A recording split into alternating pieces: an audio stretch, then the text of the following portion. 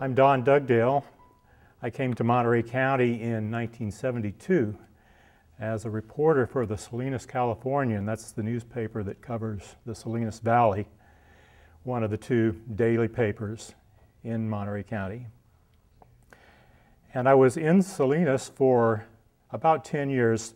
The first 8 years or so I was a reporter, and the last year and a half I was an editorial writer and editor of the editorial page there. And I came to Monterey County basically as a neophyte journalist and as a newcomer to the area. I didn't know anything about agriculture, agribusiness, farm labor, tourism, or any of the other major issues that were dealt with in the county. So I was really the ideal candidate to be a reporter here. I could look at every issue and every story that I covered with a fresh perspective and maybe some fresh insight on it. I felt like a greenhorn at the time. I felt very low on my knowledge and like I needed to have more background on things, but I got over that soon because I really realized soon that it wasn't important. And what I saw in Monterey County were a number of issues, especially the ones in the Salinas Valley, which was my major area of coverage, issues that were economic and cultural that I had not come across before and that I think are very interesting in explaining the essence of the county and the people that live here. These issues, I think, were especially clear to me because I came from an area that was very different from here. I grew up in two small to medium-sized towns in the Midwest, which were very homogeneous. People there came from similar backgrounds. They looked the same. They thought the same. They were concerned with the same kinds of things, even racially, because although we did have an African-American population, that was a fairly small one. It was about only 5% in the towns where I grew up. When I came to Monterey County, I was immediately aware that there were a number of cultures and a number of different points of view around that were all kind of simmering below the surface, and that the people who were interested in these were constantly trying to assert their own points of view and get their own ideas across. And sometimes these cultural issues were like an elephant in the room.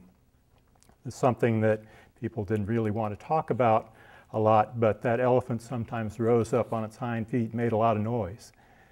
So I don't know that I ever wrote a single story about cultural issues as such, but it was always there below the surface and people were always aware of it.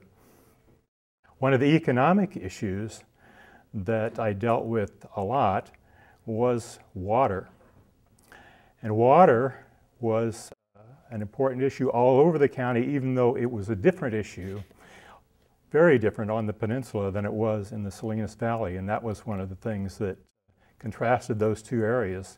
There was a supply problem both places, but on the peninsula, the supply problem was not enough water for the residents and for the new people that were interested in coming in and living in this beautiful oceanside environment, but weren't aware that there basically wasn't enough water here because the water is supplied principally by the Carmel River. That's really the only real source of water here, and the peninsula has been dealing with this for all these years, 39 years now after I first came to Monterey County.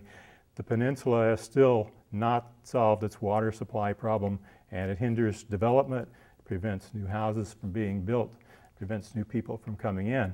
Daily, today, you see stories about desalinization projects that are proposed, politics on the water board, all these kinds of things that were issues back then. In the Salinas Valley, a very, very different situation.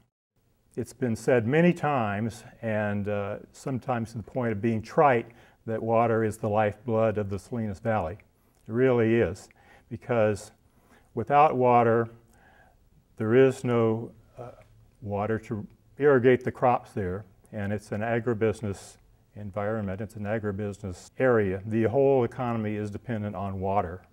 So the business people there decided early on that they needed to solve this problem for good and make sure that there was enough water to irrigate the crops even during dry years. So what they did was they built two dams. They built a dam in 1956 on the San Antonio River in South Monterey County. And 5 years later, in 1961, they built the Nacimiento Dam in northern San Luis Obispo County. These are very close together, but separated by the county line.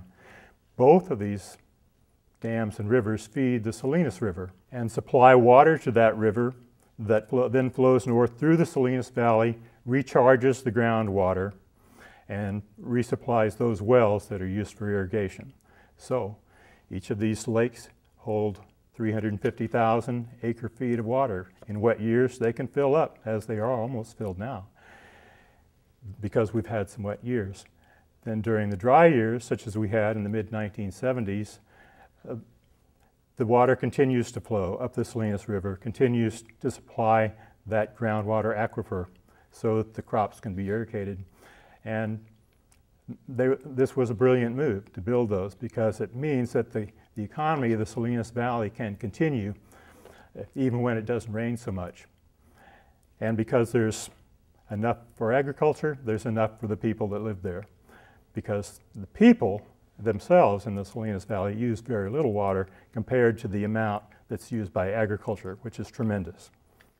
So there's plenty of water there. There was even talk of building a third dam on the Arroyo Seco River, and for one reason or another that was scuttled, and it's probably a good thing, because if you've ever driven up the Arroyo Seco Canyon from Soledad to Carmel Valley, you know how beautiful an area that is. It would have been too bad to destroy that and destroy that beauty, and there's enough water today.